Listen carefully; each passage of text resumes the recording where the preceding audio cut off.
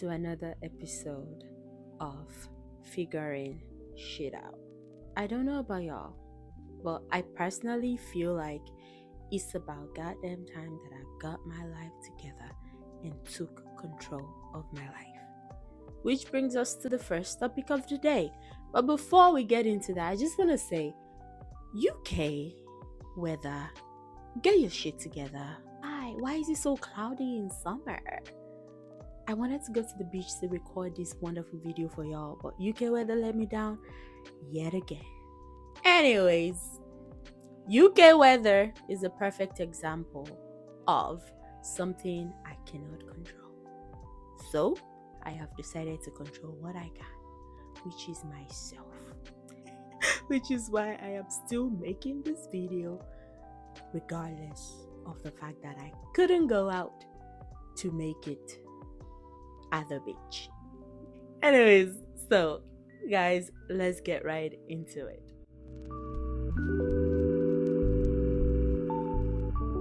Today, we'll be talking about taking control of your life. I am someone that has dealt with crippling anxiety for as long as I can remember. I didn't know what anxiety was growing up, but looking back at it now, it's something that I've dealt with since my childhood. I went through major depression and anxiety around year 2019 through 2021-ish. The wave really hit me in 2019 now. Looking back at it now, I know that there are some things that I should have seen that were indicative of my anxiety. Let's talk about anxiety first. Anxiety is usually born out of fear of the unknown. It is usually affiliated with the need for control. And a lot of times, we can't control external things. The only thing we have control over are the things that are within us, for the most part. I will be sharing some tips that has helped me stay grounded even while still dealing with anxiety. Things that help me feel better, things that I try to practice every day to reduce my chances of having a panic attack, having an anxiety attack, and just living a better, full, and happier life. One major thing that I made a point to do once I realized what I was going through has been intentionality. One thing that I lost during the time that I was heavily anxious and depressed was caring about things.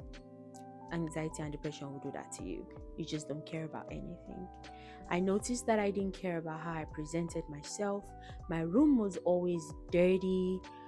My bed wasn't made. I did not feed myself good food, and when I did, I overfed myself. All these things were indicative of what I was going through, but I did not know until a few years later, until when I was going through my recovery. One major way I have learned to take control of one's life is intentionality. Now you ask me, what is intentionality and how can you practice it? Intentionality is taking conscious decisions to do better. I know it sounds so simple, but yeah, sometimes it takes a little bit of discipline. It takes a little bit of perseverance. It takes a little bit of commitment. It takes wanting to show up for yourself every single day and just making that decision to show up for yourself every single day. It's not something that is easy. You might go through some relapses. I go through some relapses. I still do. But I'm making it a point to remind myself of all the things that I went through and where I want to be and the great things that I am capable of doing. And if I let anxiety and depression win, I'm not going to be able to accomplish the things that I know that I'm capable of. So I have to choose to be intentional. Is it a fight? Yes. But is it a fight that I'm going to win? Absolutely. Because I'm making it a point to do so. one major way that I have found to help me be in control of my life every day is making my bed. I know it sounds crazy. I know how it sounds, trust me. Because if someone tells me, oh, if you want to take control of your life, all you gotta do is make your bed, I'll look at them like, are you dumb? But honestly, making little changes, like being intentional about making your bed every day, really helps. And I want you to try to put it in practice. Just do it for like 2 weeks and see how better you start to feel. For me, I made it a point to start making my bed every morning. And when I don't make my bed, I feel it now because I have made it so much of a habit that if I don't do it now, it like affects me. I have become more intentional of what I eat. When I eat too much junk, my body feels it now. Whereas before, I just didn't care because I trained myself not to care. But now I am retraining myself to care about what I eat. And it's not about dieting. By the way, we'll talk about body dysmorphia on another episode. Jesus. But on this episode, let's stay on course. I have become more intentional about what I'm eating, what I'm feeding myself, what I'm putting in my body. I have become more intentional about exercising, going to the gym, because exercising helps me and it helps my mental health. Like, forget about I want to look good, whatever. The thing is, I have noticed personally that when I work out, I feel good. I feel better. It feels like a quick fix to whatever mental health issues that I'm going through, at least for a while. So I make an intentional decision to exercise. Another thing I make an intentional decision to do is wearing nice clothes and presenting myself nicely. In the past, when I was depressed, I didn't care about how I looked. I would go out looking like I was going through it. I looked like what I was going through.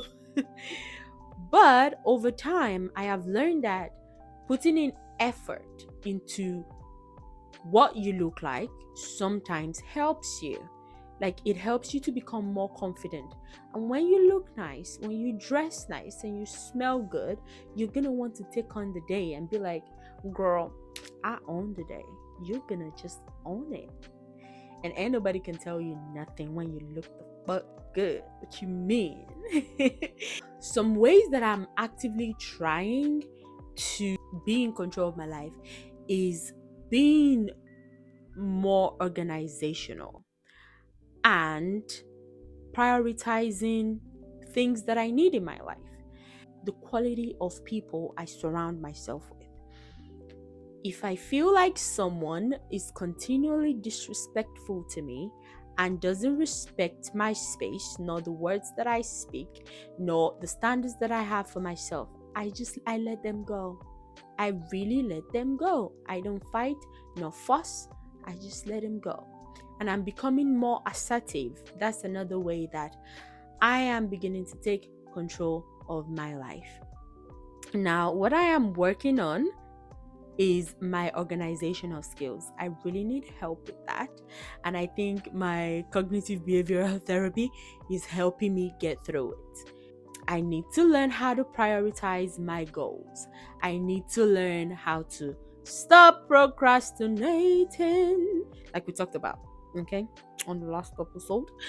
I'm working on that.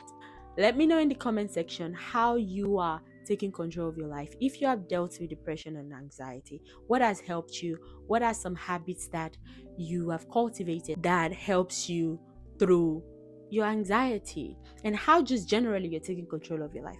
How are you doing better in life right now? Please like, share, comment. I can't wait to read it, and I cannot wait to talk about the next number, talk about the next episode. So if you haven't subscribed, come here. You better. You better. See y'all on the next episode of Figuring Shit Out. Bye.